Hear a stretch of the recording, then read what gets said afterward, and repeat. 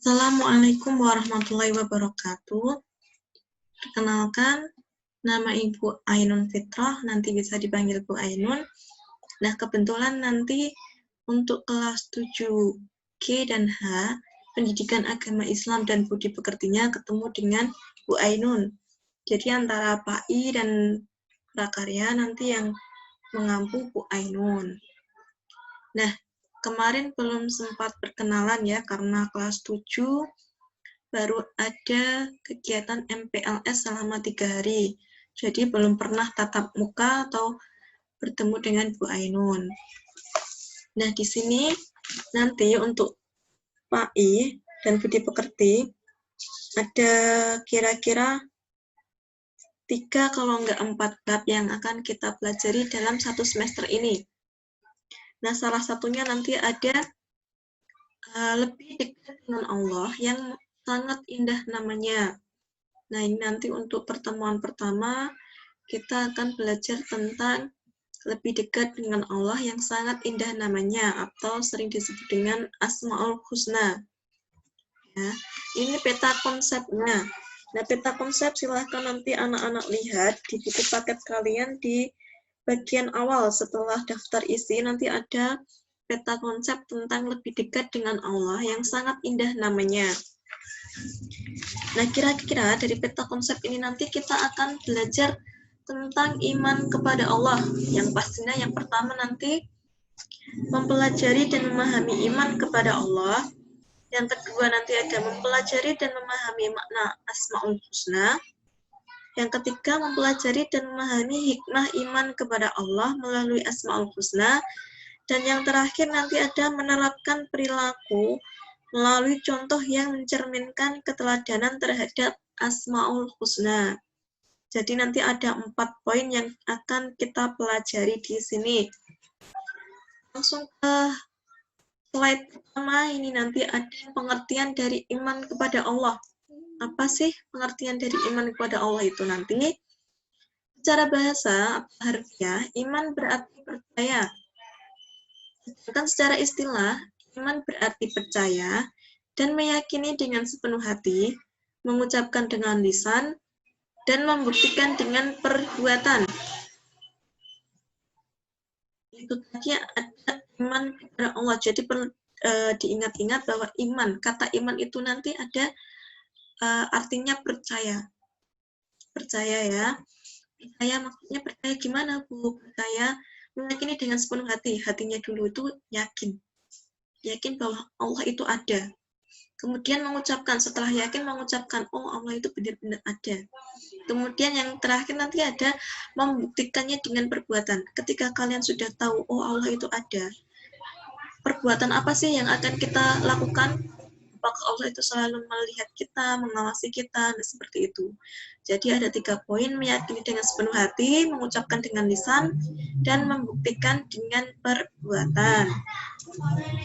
Kemudian macam-macam rukun iman, itu ada 6. Yang pertama ada iman kepada Allah, yang kedua iman kepada malaikat, yang ketiga iman kepada kitab, yang keempat iman kepada Rasul, yang kelima iman kepada hari kiamat, dan yang terakhir iman kepada Allah dan qadar. Jadi ketika kemarin itu kalian berada di tingkat SD, pasti pernah belajar mengenai macam-macam rukun. Ada rukun iman dan ada rukun Islam. Nah, di sini rukun iman ada 6, kalau rukun Islam nanti ada 5. Jadi jangan sampai keliru ya anak-anak. Ayat yang berkaitan dengan iman kepada Allah di LKS kalian atau di LK. Buku paket kalian terdapat di halaman 4. Di halaman 4 yaitu Quran Surat An-Nisa ayat 136. Yang bunyinya, Ya ayyuhalladzina amanu aminu billahi wa rasulihi wal kitabil ladzi nazzala ala rasulihi wal kitabil ladzi anzala min qabl wa may yakfur billahi wa malaikatihi wa kutubihi wa rusulihi wal yaumil akhir faqad dhalla dhalalan ba'ida. Yang artinya, wahai orang-orang yang beriman, tetaplah beriman kepada Allah dan Rasulnya, yaitu Rasulnya maksudnya Muhammad ya, Nabi kita, Nabi Muhammad. Dan kepada kitab yang kita pakai, umat Islam pakai itu adalah Al-Quran yang diturunkan kepada Rasulnya, yaitu Nabi Muhammad. Serta kitab yang diturunkan sebelumnya.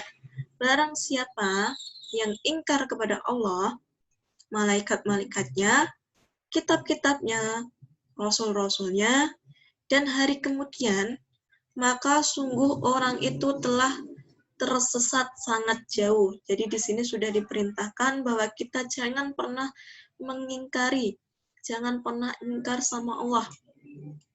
Selain dengan Allah, jangan pernah ingkar kepada malaikatnya, kitabnya, rasul, hari kiamat, qada dan qadarnya. Apabila kita ingkar, nah itu kita tersesat sangat jauh. Kita sangat jauh dari Allah Subhanahu wa taala. Na'udzubillahi min dzalik. Jangan pernah sampai ya anak-anak. Jadi perlu diingat-ingat, ayat yang berkaitan dengan iman kepada Allah terdapat di Quran Surat An-Nisa ayat 136. Kemudian masuk ke pembahasan yang kedua, ada Al-Asma'u Al-Husna, atau sering disebut Asma'ul Husna. Ya. Secara bahasa artinya adalah nama-nama yang indah dan baik secara bahasa. Kemudian secara istilah, nama-nama yang baik, lagi indah yang hanya dimiliki oleh Allah sebagai bukti keagungannya. Nah, di sini terdapat hadis yang menguatkan tentang pengertian Asmaul Husna yang bunyinya Inna lillahi tis'atan wa tis'ina isman mi'atan illa wahidan innahu witrun yuhibbul witra man hafidhoha dakhalal jannah. Artinya, sesungguhnya Allah memiliki 99 nama. Dia ganjil dan mencintai yang ganjil. Barang siapa menghafalkannya, maka ia akan masuk surga. Hadis riwayat Ibnu Majah. Jadi di sini sudah jelas bahwa Allah itu mencintai yang ganjil. Mencintai yang ganjil, bukan berarti Allah membenci yang genap, hanya lebih mencintai yang ganjil. Kemudian barang siapa yang hafal atau mampu menghafalkannya ketika hari akhir atau ketika ia meninggal, ia akan masuk surga. Ya, ia akan masuk surga karena menghafal nama-nama Allah, yaitu Asmaul Husna. Nah, nanti pembahasan ini kita akan belajar 4 Asmaul Husna yang akan kalian pelajari. Walaupun tadi jumlahnya 99, tetapi di sini nanti kalian hanya akan mempelajari 4 saja. Yang pertama nanti ada Al-Alim. Yang kedua Al-Khabir. Yang ketiga As-Sami. Dan yang terakhir Al-Bashir. Ada 4 ini, Al-Alim, Al-Khabir, As-Sami, dan Al-Bashir. Diingat-ingat, 4. Jangan sampai salah. Nanti gimana cara bacanya, nanti sambil latihan di rumah cara melafalkannya gimana. Yang pertama yaitu Al-Alim. Al-Alim artinya maha mengetahui. Maksudnya adalah Allah Subhanahu wa taala maha mengetahui yang tampak atau yang gaib. 2. Pengetahuan Allah tidak terbatas oleh ruang dan waktu. Yang ketiga, segala aktivitas yang dilakukan oleh makhluknya di muka bumi ini diketahuinya, bahkan atau peristiwa yang akan datang. Jadi di sini dijelaskan bahwa Allah itu mengetahui segalanya, baik yang tampak ataupun yang tidak tampak atau yang gaib. Kemudian Allah itu pengetahuannya sangat luas, tidak terbatas oleh waktu dan ruang. Berbeda dengan kita sebagai manusia, waktu belajar kita itu terbatas oleh ruang dan waktu. Kita juga merasa capek. Belajar juga kadang-kadang juga merasa capek. Tetapi beda dengan Allah yang maha segalanya itu tidak terbatas oleh ruang dan waktu. Yang ketiga, segala aktivitas yang dilakukan itu diketahuinya. Kira-kira kita sudah berbuat baik atau buruk, itu diketahui olehnya. Jadi, Ibu selalu menasehati kalian, mengingatkan kalian agar selalu berbuat baik. Karena setiap apa yang kalian lakukan itu nanti akan diketahui oleh Allah dan dicatat oleh malaikat-malaikat yang sudah ditugaskan oleh Allah. Masya Allah, luar biasa. Nah, itu tadi baru satu al-alim. Al-alim saja sudah begitu luar biasanya. Kemudian berikut firman Allah yang berkaitan dengan al-alim atau maha mengetahui, yaitu terdapat di Quran surat Al-An'am ayat 59. Di buku paket kalian silahkan dibuka di halaman 5. Di halaman 5, di situ juga terdapat ayat dan artinya. Nanti bisa dibaca. Nah, tugasnya nanti silakan anak-anak yang bisa membaca Al-Quran, silakan membaca Al-Quran dengan didampingi oleh orang tuanya. Ya, usahakan setiap hari kalian membaca surat atau ayat, walaupun itu hanya satu ayat saja. Bagi yang belum bisa, silakan nanti sambil belajar membaca Iqra bisa. Bisa membaca Iqra dengan didampingi oleh kakak, bapak, atau ibunya. Kalau nggak bisa semua gimana, Bu? Kalau nggak bisa semuanya ya latihan dikit-sedikit. Hafalkan dulu huruf hijaiyah. Ya. Nanti ada artinya yaitu, dan pada sisi Allah lah kunci-kunci semua yang gaib. Tidak ada yang mengetahuinya kecuali Dia sendiri. Dan Dia mengetahui apa yang di dataran dan di lautan. Dan tiada sehelai daun pun yang gugur melainkan Dia mengetahuinya pula. Dan tidak jauh sebutir biji pun dalam kegelapan bumi. Maksudnya, dan tidak jatuh sebutir biji pun dalam kegelapan bumi. Dan tidak suatu yang basah atau yang kering, melainkan tertulis dalam kitab yang nyata, yaitu Lauhul Mahfudz. Jadi semuanya itu sudah tertulis oleh Allah. Kemudian selanjutnya, perilaku yang dapat diwujudkan dengan meyakini sifat Allah Al-Alim adalah, yang pertama, kita harus terus-menerus mencari ilmu-ilmunya Allah dengan cara merenungi ciptaannya. Tidak boleh merasa diri sendiri paling pintar. Yang kedua, sesungguhnya Allah menyukai orang-orang yang rajin mencari ilmu, pengetahuan, dan mengamalkannya. Jadi ketika kalian sudah diberi materi, diberi ilmu sama Bapak Ibu Guru, kalian harus mengamalkannya, membantu yang membutuhkan. Jangan merasa diri kalian itu merasa paling pintar sendiri. Karena apabila pintar tidak diamalkan, itu akan sia-sia. Yakin itu ya nak ya. Yang kedua yaitu Al-Khabir.